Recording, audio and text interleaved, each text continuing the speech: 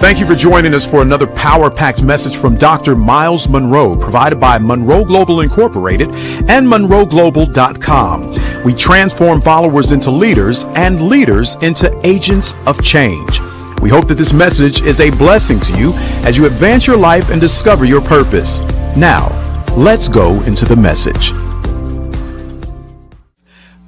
This session is focusing on succession as a measure of your leadership success.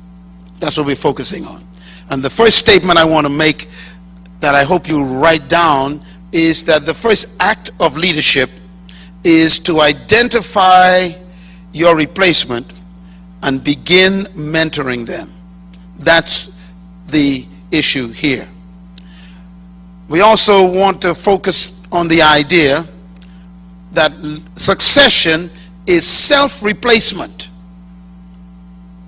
Self-replacement. That is so frightening. Think about it. The last thing you want to do is replace yourself with anyone. You want to protect your position. You want to secure your position. And yet true leaders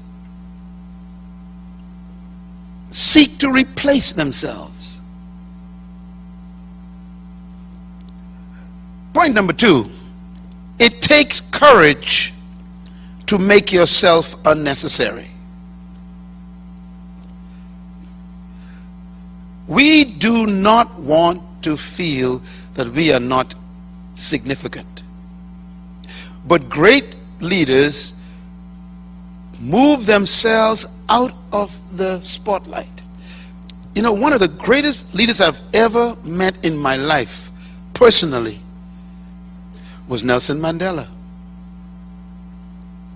Nelson Mandela was made president by unopposed vote. In other words, he was handed power on a silver platter by the South Africans.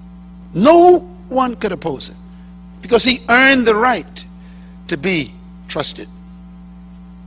He was president for one term. And then he makes a decision. Now, everyone thinking, this guy gonna be here for 20 years to fix South Africa. But he was not hungry for power. He sought his replacement. He began to mentor Mr. Mbeki. And his first opportunity that he got out of there. He is not like the person sitting behind you. When we get in a place of power, we settle in. We begin to make plans on how we're going to stay here and never be moved. He could not wait to relinquish power because he didn't feel that he needed to pursue authority. So he was willing to make himself unnecessary. Point number 3, it takes courage for you to work yourself out of a job. And succession is about working yourself out of a job, making room for the next phase of leadership. That leads to point number 4. It takes courage to train the person who will make sure you do not stay. Boy, this is getting worse, isn't it? Succession and mentoring is about moving yourself on. Move on. It's a tough decision. But great leaders have the courage to train other people who will make sure they don't stay.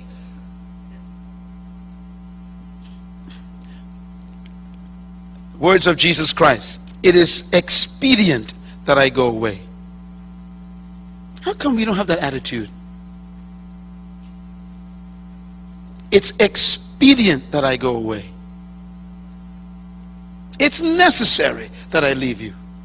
It's in your best interest that I vacate this position. What kind of philosophy of leadership is that? It's maturity. It's self-confidence. It's security. It's an awareness of your own value. It is a sense of self. I am who I am, and I go where I go. In other words, I take me with me when I leave. So I don't get my value from where I am. Some of you all missed it. If you get your value from being the manager, then you better never lose that position. If your significance comes from being called pastor, bishop, you better never lose that job. But if your value is not in the title, the position, or the paycheck, then wherever you go, your value goes with you. Don't become synonymous with your title.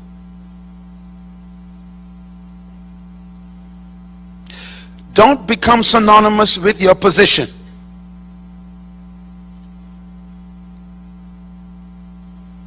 Be willing to relinquish power. It's a sign of greatness. Number 5, diminishing dependency is the measure of effective leadership.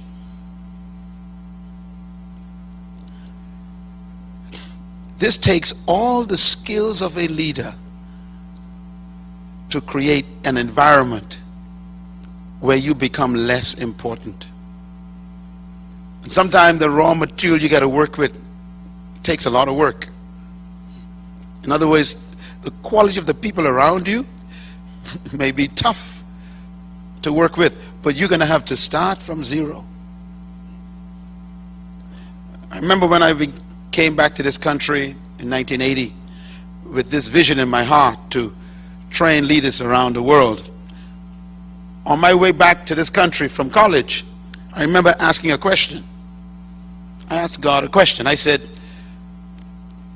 do you think the people that are necessary to carry this vision out exist in my island? And before he could answer, I answered. I said, no, they don't exist. Then he answered. He says, go home and create them. Every person God uses, he has to recreate them.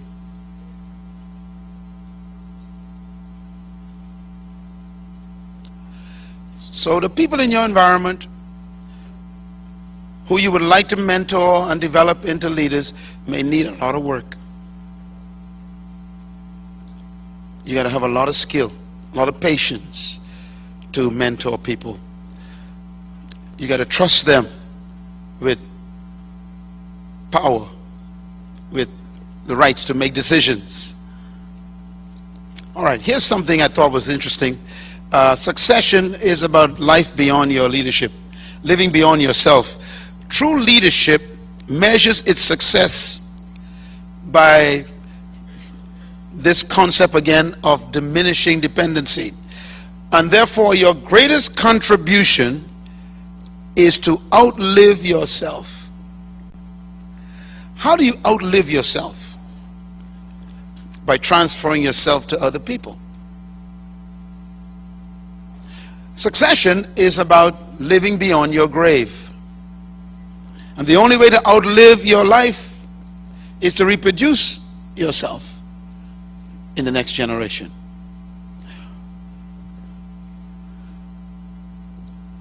If you seek power because you need power, you will never mentor.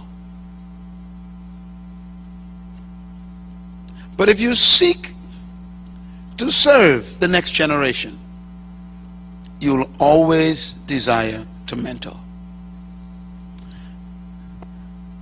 I think it's very important and critical that people learn quickly as they rise in the ranks of leadership that they are dispensable. I am always in touch with my death. You should become friendly with your demise. Always think of your being just a flower that fades. Dust. Poof. You're here today, you're gone today. Think that way. You'll work harder on the right things, like people. So, the measure of leadership. We must not measure leadership in what we achieve or in the goals and programs and projects we accomplish. But that's what we do. So, well, I had a great event 2 years ago, did another one last year, I'm a success. No, you're not, because those were events. They're gone. People don't remember your events. Your projects. You did a great project. You had a wonderful experience. You did something great. Okay, but it's gone.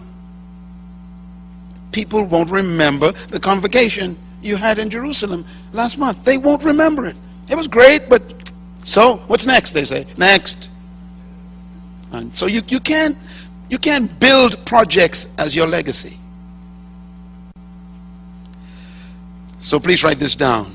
We need to measure leadership and success in terms of the kind of people that we produce and in what we do for those people. That's how you measure success. When I look at the people around me, starting their own businesses, believing in their dreams, pursuing their passions, developing their ideas, that's my greatest joy.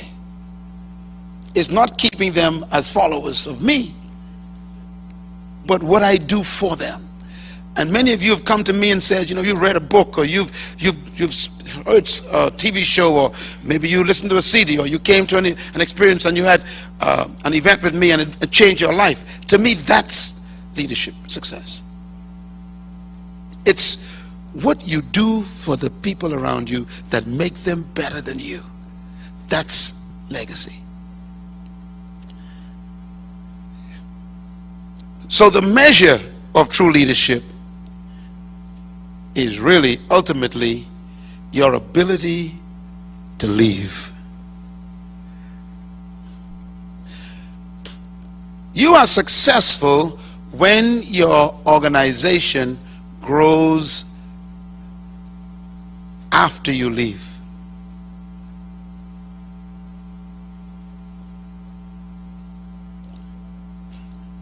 When the greatest leader of all time left the earth, he had 11. Then 120 showed up in a room.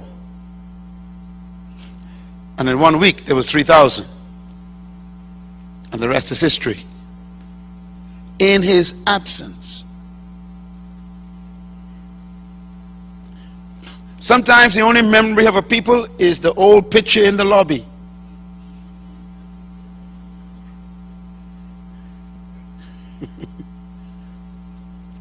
Why don't you paint your face on the hearts of people? If they never put a photograph up of you, will your name still be in the halls? Would you hear them talk about you? She did this for me. Yes, I was discouraged, but one day she spoke to me. Yes, I started this business because one day she or he gave me this idea. In other words, would your name be on lips rather than on walls? Legacy is about giving life to people, not photographs.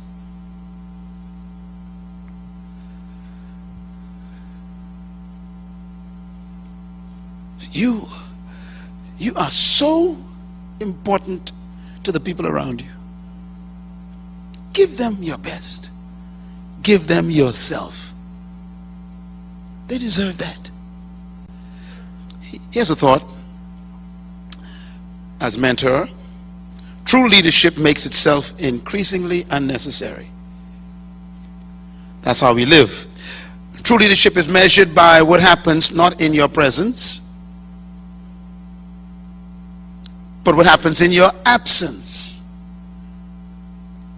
Some of you were wondering whether you should come here. And you start thinking about the things you had to do that made you unable to come here. That could be a sign of your weakness.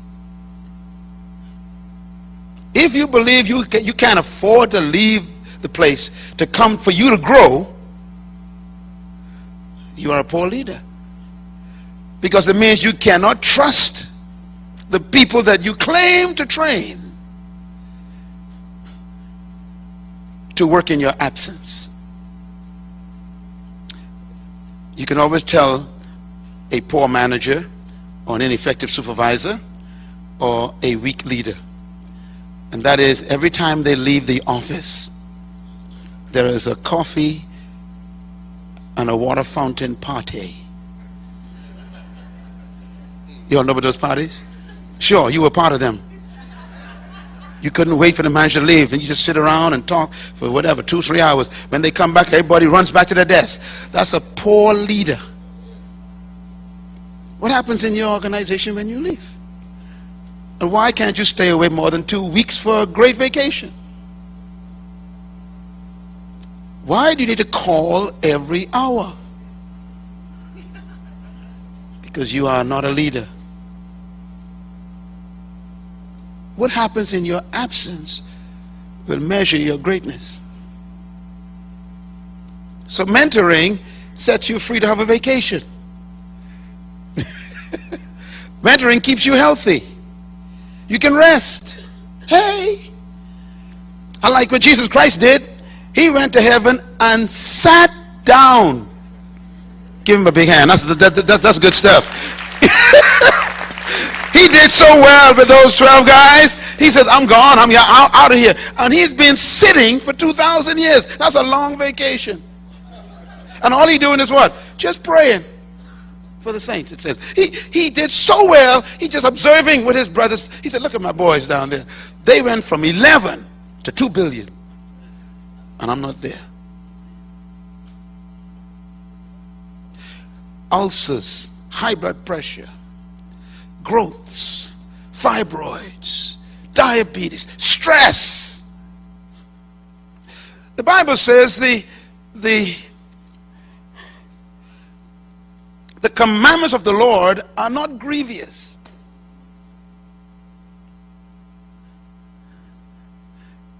Is your work causing you grief? You can't just train people so you can go away. Let me tell you something. If their needing you makes you feel important, you are a parasite. If they keep calling you on vacation to ask you questions or get directions, you are a weak leader, perhaps not one at all. Why is it so quiet? See, leadership is the capacity to leave. And the only way to do that is intentional mentoring. Teaching them everything you know. Training them to discover their gifts, to become their best. Without you, then you can live long.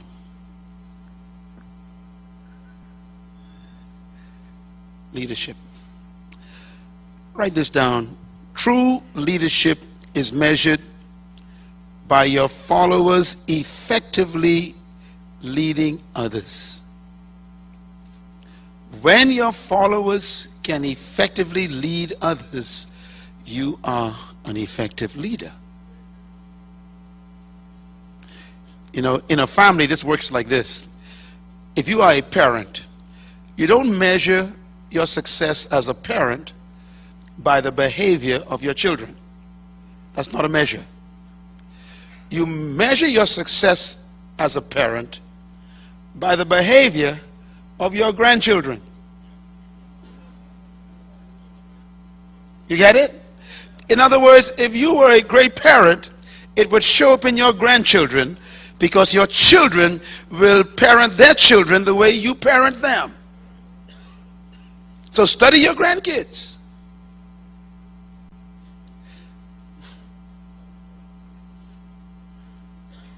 I pray not for those who are with me, he says, but I pray for those who will believe on me through them.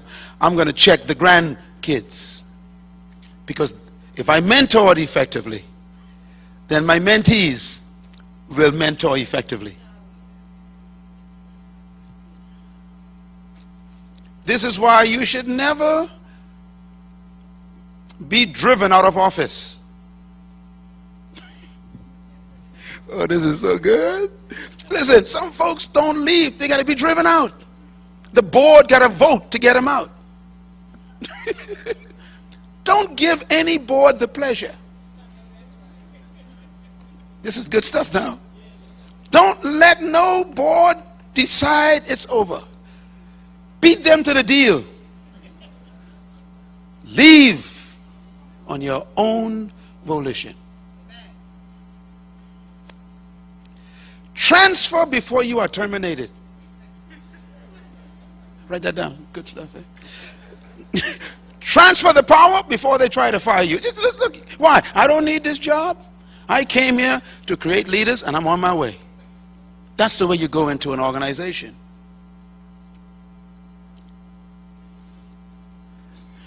God makes sure you will never own his organization. So he lets death take care of you.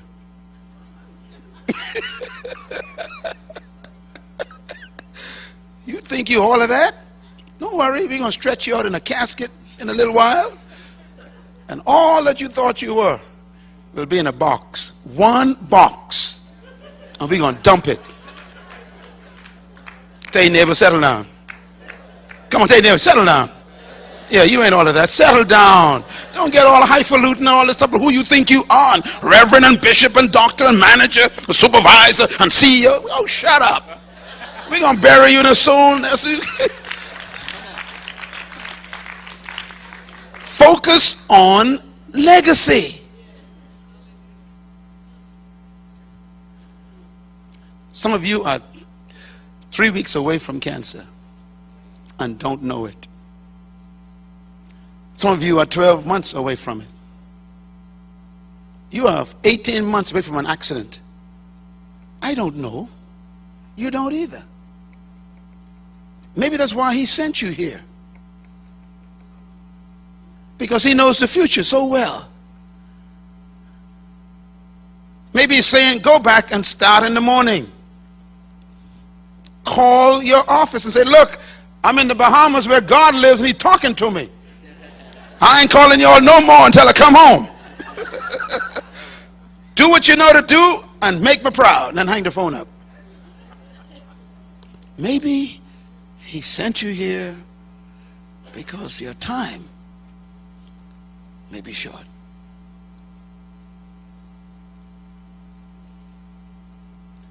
Every day I live, I write my obituary.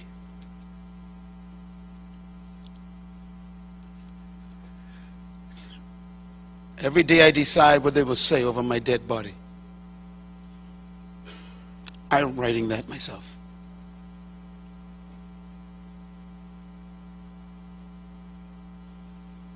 I hope you're writing yours. What are they going to say about you?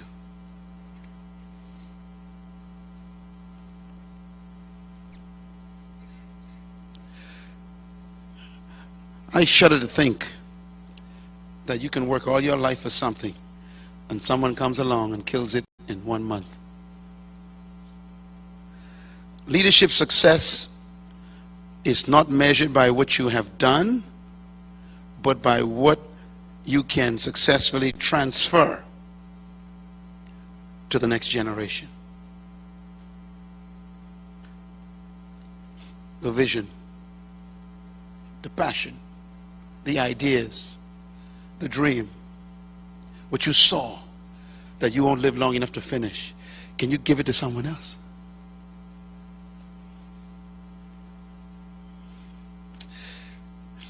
That's your leadership success. That's how you measure it. When the Lord gave me this theme for this conference, I was afraid. I said, because maybe we're not matured enough for this. We still got these little small little minds that that are demagogic. We want power. We want to hold on to all this notoriety. And God is saying, let it go. It's tough to let it go. All right, here's something to write down before we break.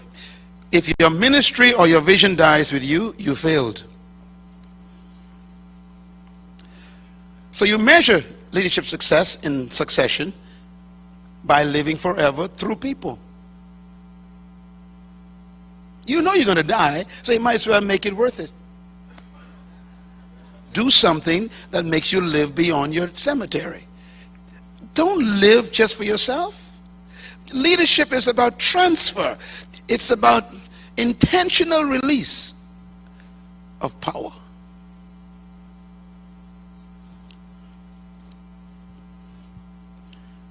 So I want to give you a little suggestion on how leaders should see. First of all, a leader is one who sees more than others see. Be conscious of the people around you. See in them what they can't see in themselves. Secondly, see farther than others can see. Don't just see more than they see farther. See life after your death and design it. You can design your future beyond your grave by mentoring.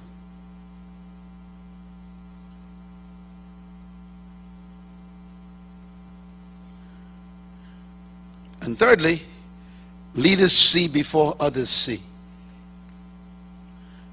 They are very conscious. They're quick to understand.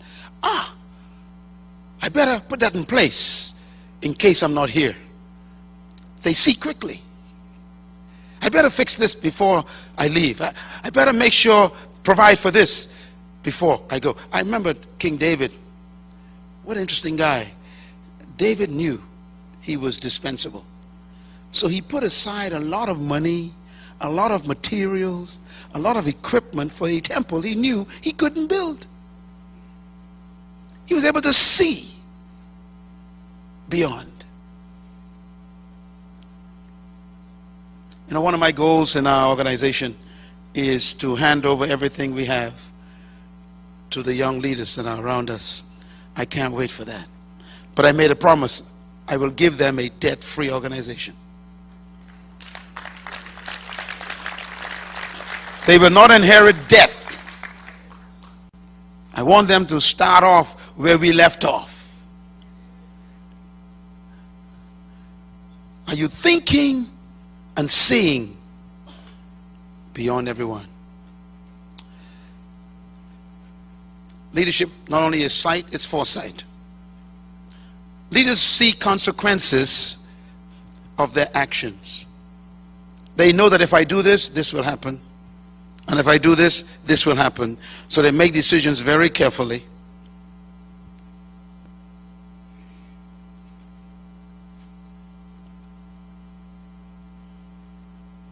They measure leadership by the decisions they make to secure the future. You don't make decisions to secure yourself.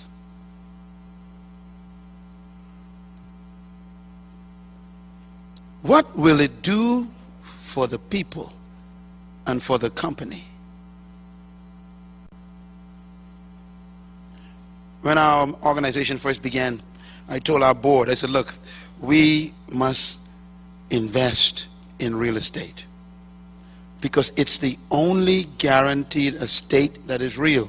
That's why it's called real estate. Everything else ain't real.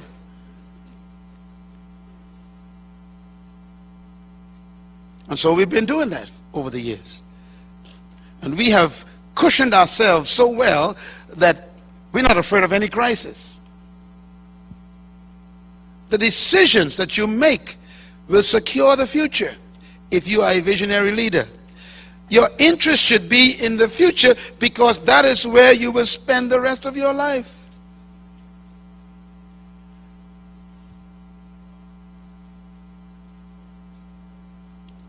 If you mentor people, they'll protect you. I'm going to say this again. If you mentor people effectively, they will protect you later. I have seen some of the most horrific experiences that could make you stop believing in God in the church. I've seen pastors who died, and in 1 week the board fired their wives, got rid of their sons and daughters out of the church. And this pastor built the church for 40 years. 1 week the board gets rid of the whole family. That pastor failed, not the board. Because if he had mentored someone and transferred the vision to that person would protect the pastor's legacy and his family.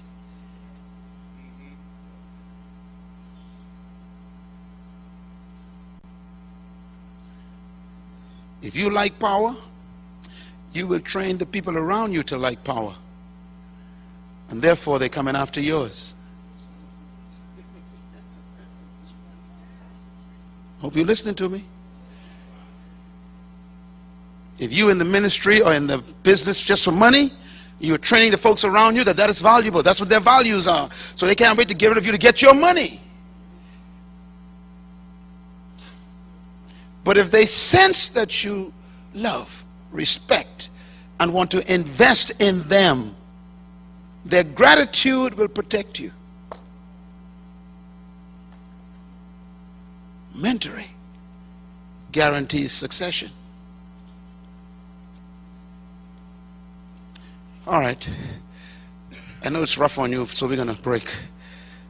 Because this is introspective stuff, huh? This is the level of leadership that you don't get in college. They don't talk about these issues. No seminar or any leadership course I've ever gone to ever covered succession and mentoring, because it's all about power, position, authority, profits. They don't think about legacy.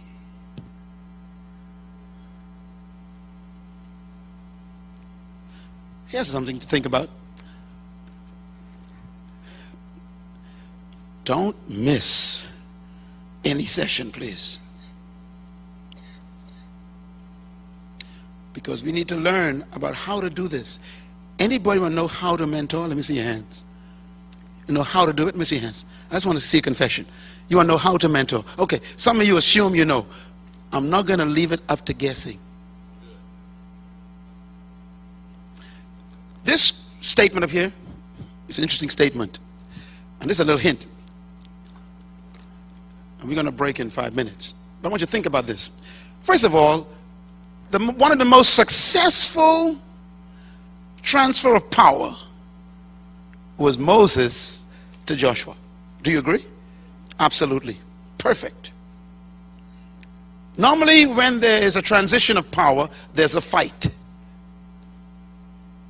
Infighting. Board meetings become violent wrestling matches. People start jockeying for position and lining up and setting up and claiming different pieces of the organization. And it begins a big war. No war with Moses and Joshua. Easy. But do you know why? If you read this statement, very interesting statement.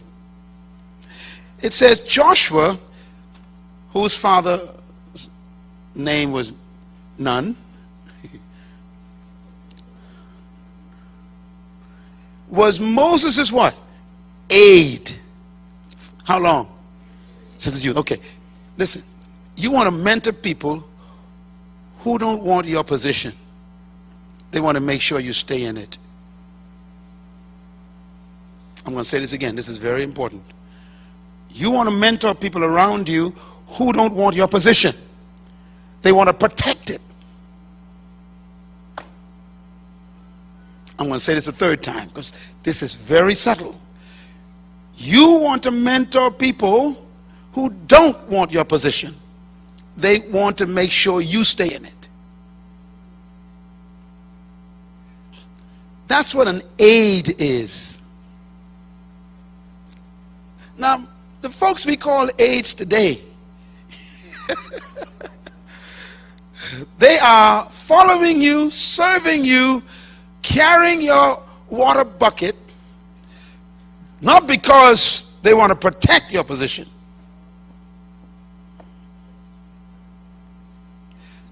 They are hoping that a couple of things will happen. One, you'll make a mistake and you'll get fired and they'll get the position. Two, they'll catch you in something that disqualifies you and they'll blow the whistle on you and take your position. Or three, they pray for you to die quickly so they can take a position. Or fourthly, they hope you go senile, demented, so they can qualify for your position. Or fifthly, they will be your aide so that you will turn around one day and give it to them. And all of them are wrong motivations. Joshua wanted nothing. How do I know this? Well, look at the next statement. You remember when God told Moses, he said, Moses, this work is too hard for you. I want you to lay hands on 70 elders. So the 70 came, Moses called them out. Of course, he identified qualifications. He called them out. And then he laid his hands on these 70 people. And when he laid his hands on them, the same spirit that was on Moses came upon these people. So now Moses multiplied himself 70 times. And it says Joshua was not in the camp when this happened. He might have been working somewhere doing something. And when he came back to the camp, you're talking about at least almost 2 million people by this time. I mean, it's a massive country, a mobile country. And he comes into the camp, and Joshua hears all of these people sounding just like Moses. They began to prophesy, talk, and they sounded just like Moses. Now Joshua becomes very, very angry. And Joshua listens and he goes, "What are you doing? Stop it." And he runs in the office. He tells secretary, "I want to see the CEO now." And she recognized that, oh, okay, he's the aide. And she let him in. And he walks into Moses' office and he said, "Master, do you know what's happening outside?" He said, "Everybody gonna take your job."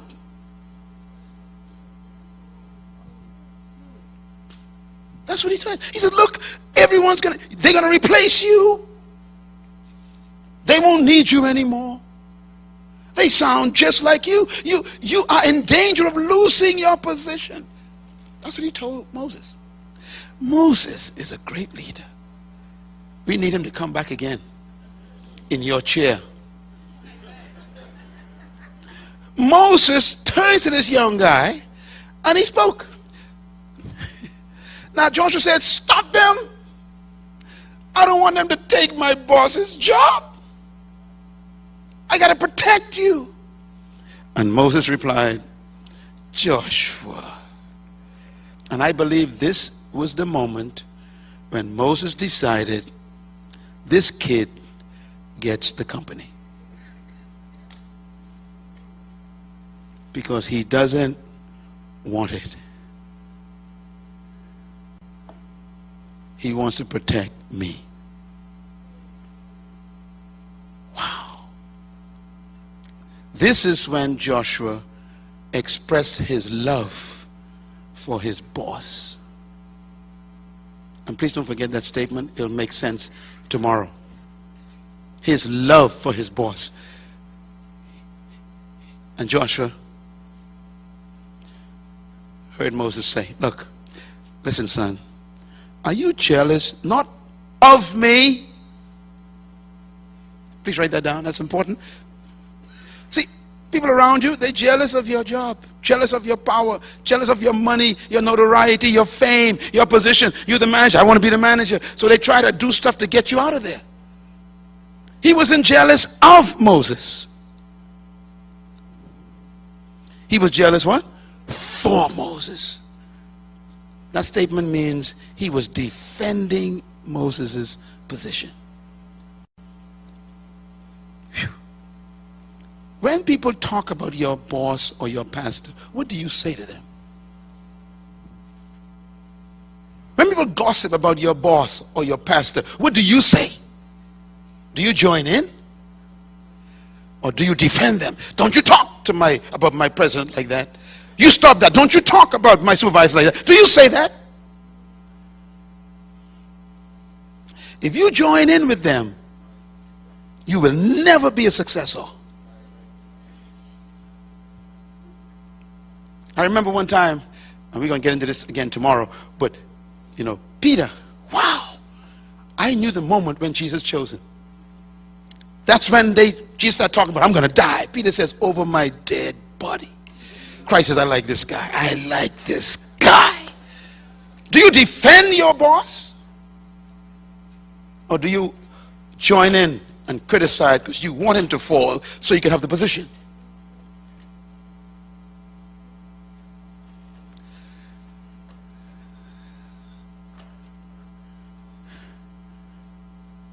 I think the Apostle Paul, great leader, I believe that's what he meant when he said, do not entertain accusations against an elder. What he's saying is, look, you could actually disqualify yourself for leadership by entertaining criticism of another leader, because you rejoice in their fall. Joshua was defending the position of Moses. He says, I don't want no one to compete with you, boss.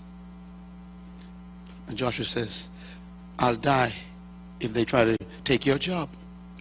And Moses says, are you jealous for my sake? Then Moses shows his leadership maturity. He said, I wish everybody was like me. Why? I'm not competing for this position.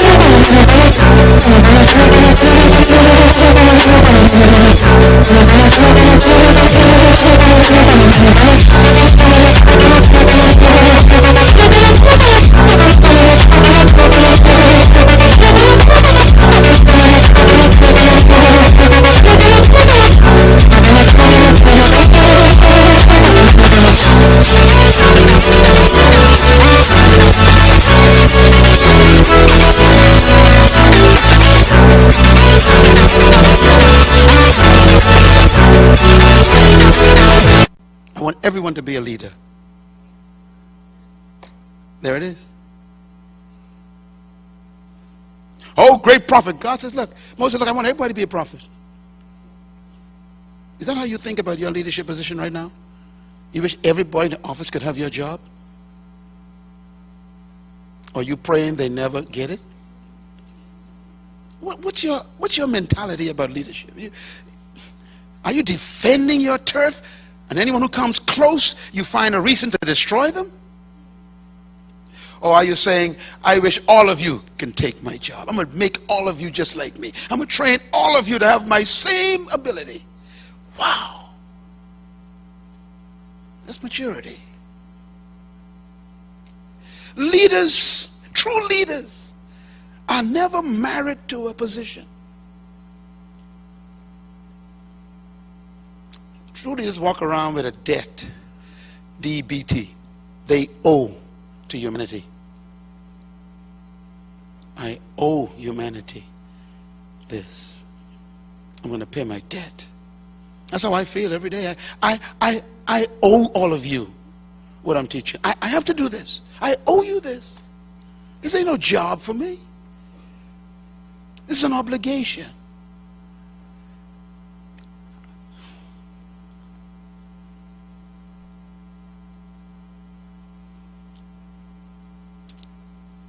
Are you jealous for me?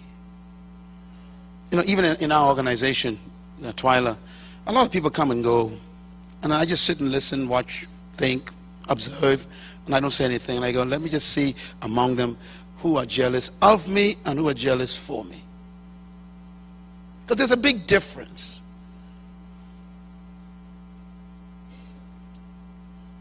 There's some folks who don't like you because you're successful.